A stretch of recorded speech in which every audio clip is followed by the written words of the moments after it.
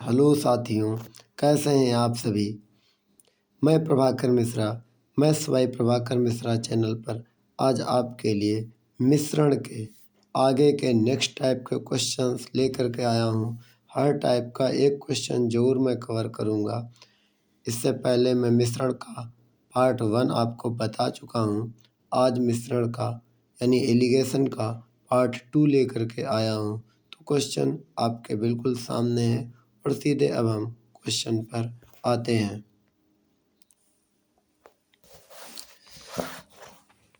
सभी लोग next type का क्वेश्चन ये पढ़िए। क्वेश्चन है कि 42 किलोग्राम के मिश्रण में 2 प्रकार के चावल 4:3 के अनुपात में मिलाए गए हैं। दोनों प्रकार के चावल यदि x किलोग्राम कम मिलाए गए होते तो उनका अनुपात 7:5 होता। x का मान आपको बताना है, x का मान ज्ञात कीजिए मतलब। तो देखिए यहाँ से आप कैसे तेज़ी से इसको लगाएंगे। अगर चावल का जो पहले अनुपात था वो किस अनुपात में थे, 4:3 के अनुपात में। क्लियर। और टोटल दोनों प्रकार के चावल यानी जो टोटल मिश्रण था वो हमारा 4:3 रेशियो हो गया। और पहले टोटल मिश्रण कितना था चावल का, 42 किलोग्राम। तो हमारा जो 7 रेशियो है वो आपका किसके इक्वल हो जाएगा, 42 किलोग्राम के। तो 1 रेशियो 6 किलोग्राम के। तो पहले चावल कितना था, 6 चौके 24 रेशियो, 4 रेशियो मतलब 24 भाई, 1 रेशियो में 6 तो 4 रेशियो में 24 और 3 रेशियो का मतलब 1 रेशियो में 6 तो 3 रेशियो में 18, तो 3 रेशियो मतलब 18। तो ओरिजिनल में जो पहले चावल था, पहले टाइप वाला वो 24 किलोग्राम और दूसरे टाइप वाला 18 किलोग्राम था। क्लियर। अब इन दोनों चावल में x किलोग्राम कम किया गया है, यानी ये पहले वाले चावल में भी x को घटा दिया और दूसरे वाले भी चावल में x किलोग्राम कम कर दिया। तो ये जो नया अनुपात आ गया है ना, तो नया उनका अनुपात कितना हो जाता है, 7:5 हो जाता है। तो 7:5 ही आ गया। तो देखो x का मान आप डायरेक्टली कैसे निकालना सीखो जब भी बीच वाली संख्या निकालनी हो। और देखो दोनों समान चिन्ह में हो। समान चिन्ह का मतलब या तो घट रहे हो या तो दोनों जुड़ रहे हो। ठीक। तो आप सीधे सीधे ये आप मल्टीप्लाई करोगे ऐसे, तो 24 पंचे 120 और 18 सत्ते 126। तो ये 18 सत्ते कितना आ जाएगा, देखो 126 और इसमें से बड़े वाले से छोटा घटा लो और 24 पंचे कितना 120 और घटा लिया इसका इससे और इसका इसके। और फिर बटे में देखो भाग किससे दोगे। देखिए अगर यहाँ समान चिन्ह हो यानी माइनस माइनस हो या प्लस प्लस हो तो 7 में 5 को हम क्या करेंगे, घटाएंगे।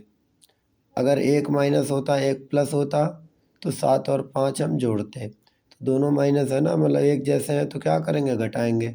तो आप ऐसे ही कर सकते हो, 5 7 माइनस 5, 7 माइनस 5 की वैल्यू क्या आ गई, 2। अगर यहाँ एक माइनस का x होता दूसरा प्लस का x होता तब हम 12 करते 7 5। लेकिन दोनों जब एक चिन्ह में हो, चाहे माइनस माइनस हो चाहे प्लस प्लस हो, तो यहाँ घटाते हैं। और जब मैं एक बार फिर से बता रहा हूँ, जब अलग अलग चिन्ह में होते हैं ये x अगर अलग अलग चिन्ह में होते तो यहाँ जोड़ के नीचे लिखते 7 5 12 लिखते, न कि 7 माइनस 5 कुछ।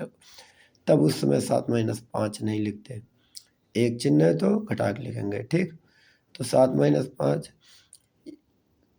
ये हो गए 2 और 126 में से 120 गए तो 6 और 6/2 और 6/2 क्या क्या मतलब हो गया, 3। तो दोनों प्रकार के चावल कितने किलोग्राम कम किए गए, 3 किलोग्राम कम किए गए। और यही क्या हो गया, x का मान होगा। x का मान हो गया 3 किलोग्राम, ये आंसर। दूसरा अगला क्वेश्चन देखिए। अगला क्वेश्चन है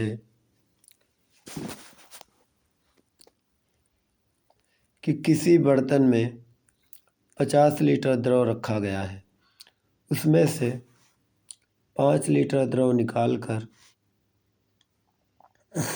इतना ही एक दूसरा द्रव डाल दिया जाता है। पुनः इस मिश्रण से 5 लीटर निकालकर इतना ही दूसरा द्रव डाल दिया जाता है और यह क्रिया 3 बार की गई है, तो अंत में बर्तन में पहले द्रव की कितनी मात्रा रह जाएगी। इस अगले टाइप के क्वेश्चन को देखो कैसे हम लगाते हैं।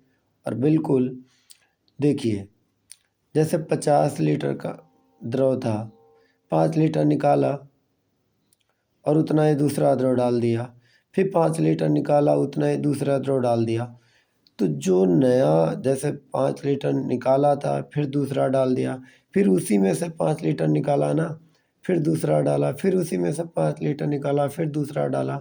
तो जो नया परिणाम आ रहा है ना, जैसे उसी में से हमने फिर निकाला और फिर डाल दिया, फिर जो नया परिणाम बना फिर उसमें से निकाला और फिर डाल दिया। तो मतलब जो नया परिणाम आते जा रहे हैं उन्हीं पर क्रिया हो रही है। और जब नए परिणाम जो आते जा रहे हैं उन पर लगातार क्रिया हो तो वहाँ क्रम से एक ऑर्डर चल रहा है, तो वहाँ हम क्या लगा सकते हैं, जब क्रम से यानी एक ऑर्डर में एक चीज़ चलती है, आगे वाले परिणाम पर ही जो है क्रिया हो रही है। तो जब क्रम से इस तरीके कोई चीज़ बनती है, घटना बनती है, तो वहाँ क्या लग जाता है, सक्सेसिव लग जाता है। तो ऐसे सवालों में हम सक्सेसिव यानी क्रमागत लगा सकते हैं। हिंदी में सक्सेसिव को क्रमागत कहते हैं। तो अगर अब मैं सक्सेसिव अगर लगाऊंगा, एक तरफ मैं लिख लेता हूँ टोटल। हमसे पूछा गया पहले द्रव की मात्रा,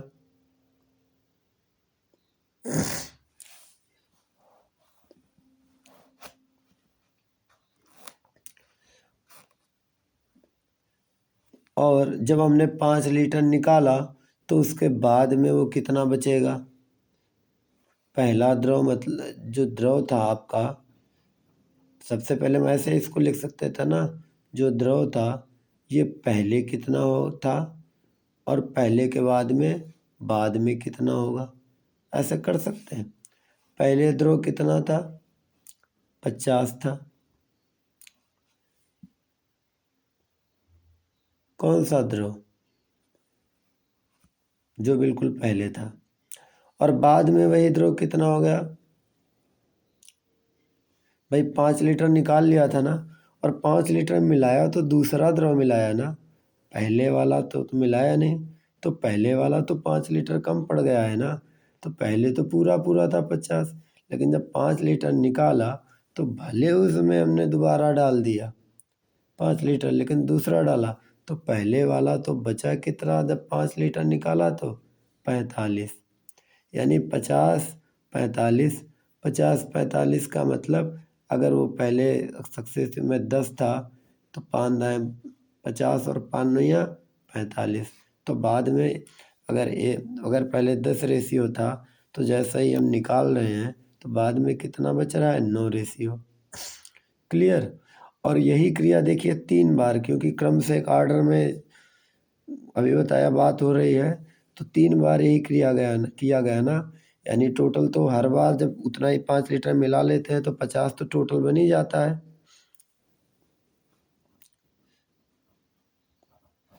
तो टोटल तो पहले 50 बन ही जाता है और उसमें से बचता कितना है, 45। जब 45 बचता है तो मतलब है कि दोबारा भी यही घटना होगी 10 से 9। और चूंकि 3 बार ये काम किया जा रहा है कि 50 लीटर में 5 लीटर निकाला, यानी 50 में से 5 निकालने पर 45 बच रहा है, यानी 10 रेशियो था तो 9 रेशियो बच रहा। तो ये 3 बार घटना की गई, तो 10 9 10 9 10 और 9। तो यहाँ अगर ये देखें 10 दाम का 100 दाम का 1000 मल्टीप्लाई तो करते हैं सक्सेसिव में इसका ऐसे। और ये 9 9 81 और 81 9 729। क्या मतलब कि अगर पहले द्रव हमारा 1000 रेशियो था टोटल, तो 3 बार ये क्रिया होने के बाद जो बाद में बचता है वो 1000 रेशियो की बजाय 729 रेशियो बचता है। तो पहले टोटल कितना था?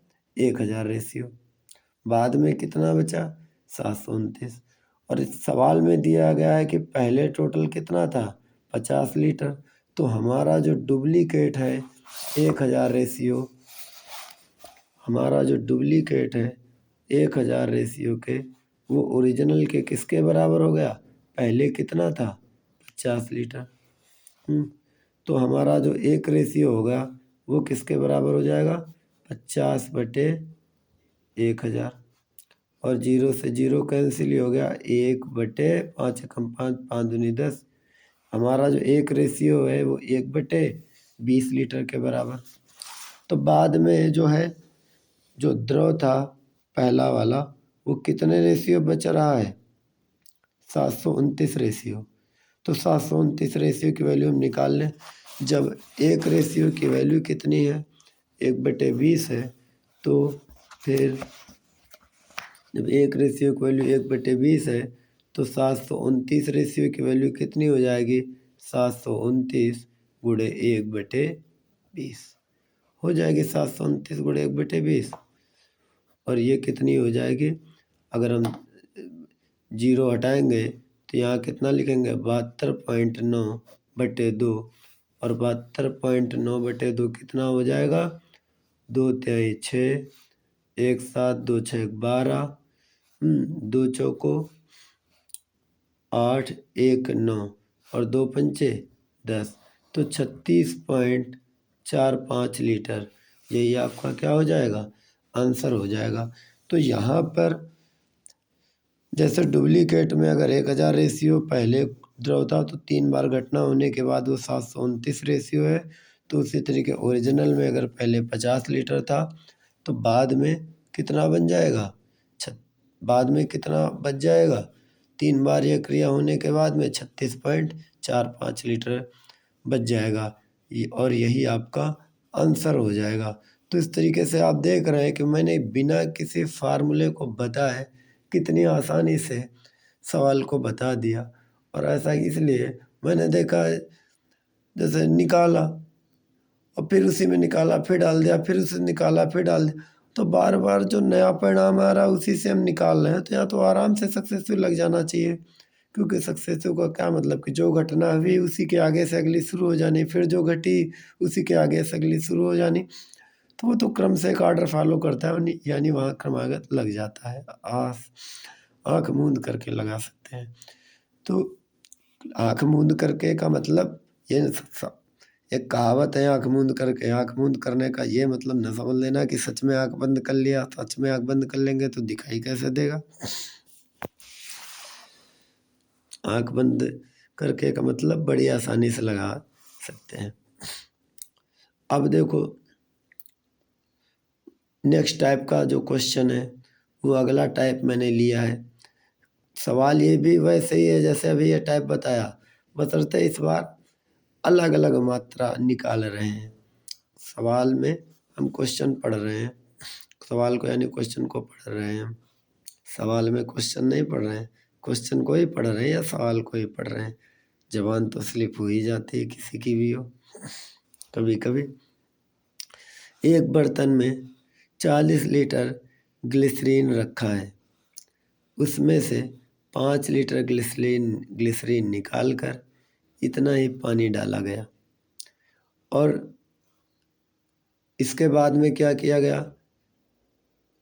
इसके बाद 10 लीटर मिश्रण निकाला गया और उतना ही पानी डाला गया। पुनः फिर 8 लीटर मिश्रण निकालकर इतना ही पानी डाला गया। अब अंत में बर्तन में ग्लिसरीन की कितनी मात्रा रह जाएगी? अब आपको ये बताना है। तो अब आप इसके लिए क्या करेंगे? सबसे पहले देखो, पहले तो टोटल ग्लिसरीन थी ना, वो टोटल जो पहले आपकी थी ग्लिसरीन, और उसके बाद में जब एक बार हम निकाल लेते हैं तो उसके बाद में कितनी बचती है ना? तो टोटल तो पहले कितनी थी? 40 रेशियो। क्लियर? और फिर जब उसमें से 5 लीटर निकाल लिया गया तो बच गई कितनी? 35। ये घटना तो हुई। अच्छा, 5 लीटर ग्लिसरीन निकाली गई तो फिर उतना ही पानी तो फिर से मिला दिया गया ना, तो टोटल मात्रा तो बदली नहीं। ग्लिसरीन भले कम पड़ गई लेकिन टोटल मात्रा वही है। तो टोटल मात्रा 40 अब भी है। अब उस 40 में से 10 लीटर निकाला गया, 10 लीटर मिश्रण निकाला गया तो वो मिश्रण कितना बचा? 40 में से 10 चला गया, 30। क्लियर? अब फिर क्या हुआ?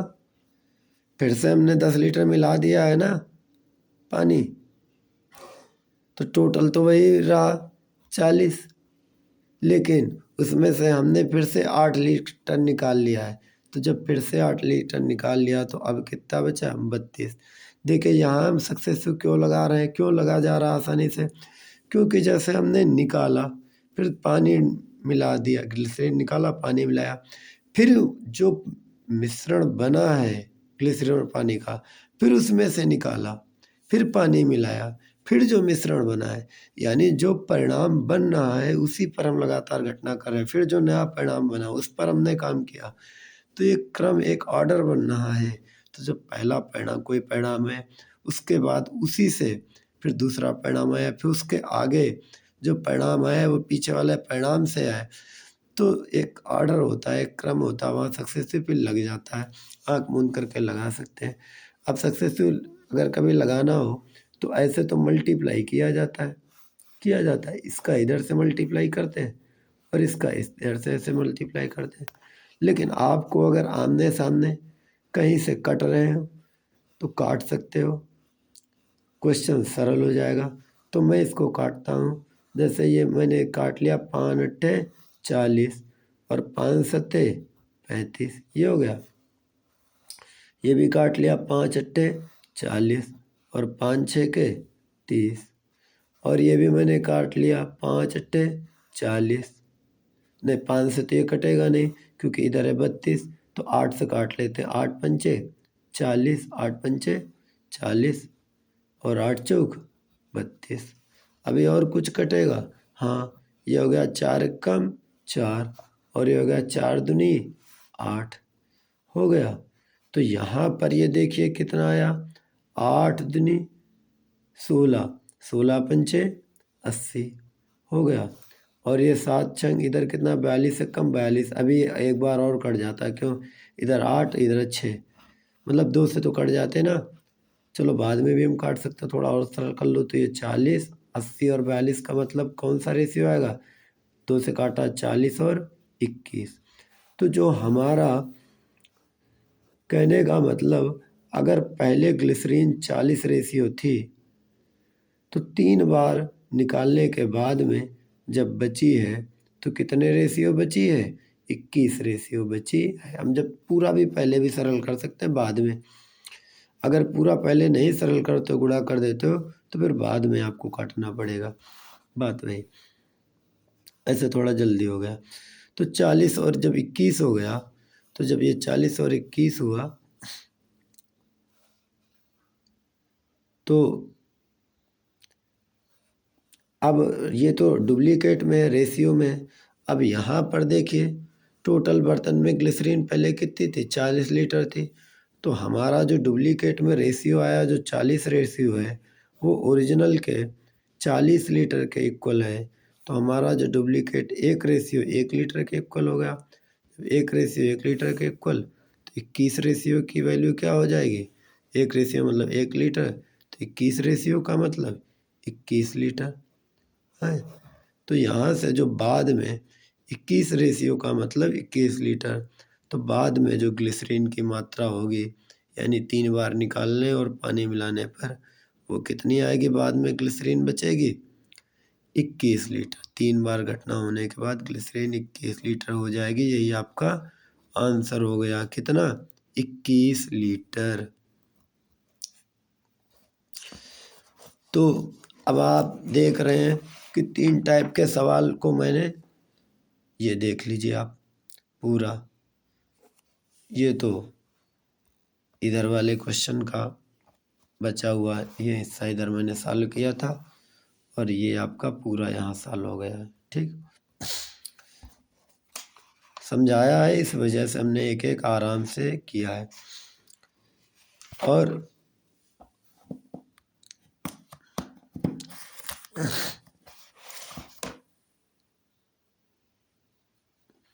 अब यहाँ नेक्स्ट टाइप का सवाल देखिए, मिश्रण का। इस टाइप का सवाल भी जब कंपटीशन में आ जाता है तो बहुत बच्चों को क्या 98-99% बच्चों को परेशान करता है। तो देखो हम कैसे कितनी आसानी से लगा रहे हैं। दो मिश्र धातुओं में तांबा और जस्ता का अनुपात 5:2 है। जैसे पहली मिश्र धातु है ना, उसमें कॉपर और जिंक का अनुपात, जो दूसरी मिश्र धातु है उसमें भी कॉपर और जिंक का अनुपात दिया गया है। तो पहले सवाल है कि दो मिश्र धातुओं में तांबा और जस्ता का अनुपात क्रमशः 5:2 तथा 8:5 है। ठीक, दोनों मिश्र धातुओं को किस अनुपात में मिलाया जाए कि तीसरी मिश्र धातु में तांबा और जस्ता का अनुपात 9:4 हो जाए। तो पहला जो तांबा और जस्ता है वो जब किस अनुपात में है, 5:2 के अनुपात में, और जो दूसरी मिश्र धातु है उसमें तांबा और जस्ता 8:5 के अनुपात में। फिर कहा ही दोनों मिश्र धातुओं को ही किस अनुपात में मिला दिया जाए, यानी जो पहली मिश्र धातु है आपकी और जो दूसरी मिश्र धातु है इन्हीं का अनुपात पूछा है कि यही किस अनुपात में मिला दी जाए कि जो तीसरी मिश्र धातु बने ना, उस तीसरी मिश्र धातु में तांबा और जस्ता 9:4 में, इन दो के मिलाने से जो तीसरी मिश्र धातु बनती है इसमें तांबा और जस्ता किस अनुपात में आने चाहिए, 9:4 में आने चाहिए। तो ऐसे क्वेश्चन को सॉल्व करने के लिए उस मिश्र धातु की, देखो चाहे वो पहले टाइप का मिश्र धातु हो, चाहे दूसरे टाइप का मिश्र धातु, चाहे तीसरे टाइप के मिश्र धातु, उनकी कुल मात्रा को आप बराबर बराबर कर लोगे तभी हम बैलेंस बना पाएंगे। अगर हम चीज़ें बराबर नहीं होंगी तो हम बैलेंस कैसे बनाएंगे। तो हमारी पहली मिश्र धातु टोटल थी 5:2 7 रेशियो, दूसरी वाली मिश्र धातु थी टोटल 13 रेशियो, और जो तीसरी मिश्र धातु थी वो भी कितनी थी टोटल 13 रेशियो। अभी हमने कहा कि चीज़ों को हमेशा बैलेंस में देखने के लिए क्या मिश्र धातुओं की जो हर टाइप की मिश्र धातुओं की मात्रा तो बराबर बराबर हो तभी हम अनुपात ठीक से देख सकते हैं। तो यहाँ पर 13, यहाँ पर 7, यहाँ पर 13, तो 13 और 7 को बराबर बनाओ तो 13 और 7 91 पे बराबर हो जाते हैं। 13 और 7 का एलसीएम क्या होता है 91। तो चलो मैं इसको भी 91 बनाता हूँ, तो 7 से मल्टीप्लाई कर दिया, इसमें 7 से मल्टीप्लाई किया तो इसमें भी 7 से मल्टीप्लाई करो जिससे रेशियो ना बदले, यानी तांबा जैसे 63 और ये जस्ता 28, तो टोटल हो गया 91। अब यहाँ भी 7 है, सबको मुझे 91 बनाना है तो इसमें 13 से मल्टीप्लाई करो 13, तो यहाँ भी 13 करो और यहाँ भी 13, जिससे रेशियो ना बदले। देखो 13 × 5 = 65 और 13 × 2 = 26, 65 और 26 91, और 13 कट जाएंगे तो 5 और 2 का रेशियो भी वही बना रहेगा जो सवाल में दिया था। समझ में बात आई। तो यहाँ भी 13 में मल्टीप्लाई 7 से हमने कर दिया, तो इधर भी 7 से करो जिससे रेशियो भी परिवर्तित ना हो, और ये जो टोटल मान 91 है वो 8 × 7 = 56 और 7 × 5 = 35 दोनों के जोड़ से बन जाए। अब पता है पहले अगर टाइप है, पहले अब मुझे देखो पहले टाइप में अगर मैं केवल कॉपर की बात करता हूँ, अब देखो सभी मिश्र धातुएं बराबर बराबर हो गई ना टोटल। तो पहली मिश्र धातु में कॉपर की अगर बात करें तो टोटल है 65 रेशियो, और दूसरी मिश्र धातु में कॉपर है 8 × 7 = 56 रेशियो, और जो मिश्रण जो मिलाने से जो मिश्रण बना उस मिश्र धातु में कॉपर कितना है 9 × 7 = 63 रेशियो। तो अब देखो तीनों के मैंने कॉपर कॉपर और मिश्रण का भी कॉपर ले लिया ना, तीनों मिश्र धातुओं के कॉपर कॉपर ले लिया, तो कॉपर में हम क्या लगा देते थे, एलिगेशन लगा देते हैं। क्यों एलिगेशन लगाया, क्योंकि इन दोनों को मिलाया गया है। अब अगर मैं एलिगेशन लगाऊंगा तो जो अनुपात निकल करके आएगा वो किसका अनुपात निकल करके आएगा, मिश्र धातुओं का अनुपात निकल करके आएगा। आप सोच रहे होंगे कि मिश्र धातुओं का ही अनुपात क्यों निकल करके आएगा, तो इसके लिए मैंने कल एक चीज़ बताई थी कि एलिगेशन जिसमें हम लगाते हैं तो जो उसके बटे में बैठा होता है उसी का अनुपात निकल करके आया था। जैसे मैंने रेट में लिखाया, रेट में मैंने लगाया जैसे 5 रुपये प्रति किलोग्राम, ये रेट में लगाया एलिगेशन, तो जो किलोग्राम का अनुपात निकल करके आएगा। यहाँ जैसे 65 रेशियो है ना कॉपर, किसमें, टोटल में। टोटल का मतलब 13 से 91, तो 91 में से है 65, तो 65 के नीचे तो टोटल मान है ना, ये किसके रिस्पेक्ट में है, टोटल 91 के रिस्पेक्ट में है। तो अगर हम इसमें एलिगेशन लगाएंगे तो जो अनुपात निकल करके आएगा वो जो 91 वाली मिश्र धातु है वो कितनी मात्रा में, पहली, दूसरी वाली कितनी मात्रा में, यानी उनका अनुपात निकल करके आएगा। क्योंकि इन जो कॉपर के जो रेशियो में नीचे बैठा होगा, यानी 63 रेशियो, सॉरी 65 रेशियो है, तो किस में, 91 रेशियो में से, तो टोटल मान हमेशा नीचे बैठी है, यानी इस मिश्र धातु जो है, टोटल जो मान है मिश्र धातु का उनका अनुपात निकल करके आएगा। तो अब आप वही समझ गए होंगे कि जिसमें एलिगेशन लगाते हैं तो उसके नीचे जो बैठा होता है उसी का अनुपात निकल करके आता है, इसीलिए एलिगेशन लगाने पर मिश्र धातुओं का अनुपात निकल करके आ जाएगा। तो यहाँ से 65 से 13 गए, 63 गए 2, और 63 में 56 गए, 7 6 13 7, और ये अनुपात क्या हो जाएगा, 7:2। कभी भी देखो हमेशा जो ये जो दोनों का मिश्रण होगा ये दोनों मानों के बीच में होगा, एक से तो छोटा और दूसरे से बड़ा होगा, तो 7:2 यही आपका आंसर है। अच्छा, क्या सर अगर हमने कॉपर कॉपर में लगाया है तो क्या हम जस्ता में नहीं लगा सकते थे? जी बिल्कुल, अगर हम जस्ता में लगा देते तब भी आपका आंसर वही निकल करके आता। देखो मैं जस्ता में लगा करके दिखा रहा हूँ, पहली जो मिश्र धातु, दूसरी मिश्र धातु, और जो मिलाने पर जो तीसरी बनेगी, सब में जस्ता। पहले में देखो जस्ता कितना है, 13 दूनी 26 रेशियो है। दूसरे में मिश्र धातु में जस्ता कितना है, 7 पंचे 35 रेशियो है। और जो मिलाया था तो मिलाने पर जो मिश्र धातु है उसमें जो है जस्ता कितना है, देखो 7 चौक 28 रेशियो, तो 28 रेशियो को भी मैं यहाँ लिख रहा हूँ। ठीक, तो यहाँ देखो पहले जस्ता 13 दूनी 26 रेशियो, ये देखो मैंने लिख लिया। फिर दूसरा जस्ता में 7 पंजे 35 रेशियो, ये देखो लिख लिया। और फिर इस मिश्रण जो दोनों मिश्र धातुओं को मिलाएगा उसमें जस्ता 7 चौक 28 रेशियो, तो देखो मैंने यहाँ भी 28 रेशियो लिख लिया। अब जब जस्ता के नीचे ये 28 रेशियो जस्ता है किस में से, टोटल 91 में से 91 रेशियो में 28 रेशियो जस्ता है, 91 रेशियो में 35 रेशियो इसमें जस्ता है, 91 रेशियो में 26 रेशियो इसमें जस्ता, तो टोटल मान तो नीचे बैठा है ना।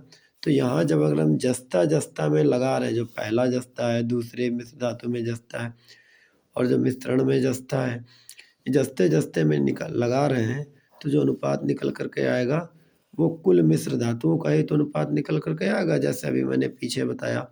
तो देखो 28 में 26 गए, एलिगेशन लगा दिया 2, और 35 में से 28 गए 7, तो देखो 7:2 निकल करके आ गया कि नहीं।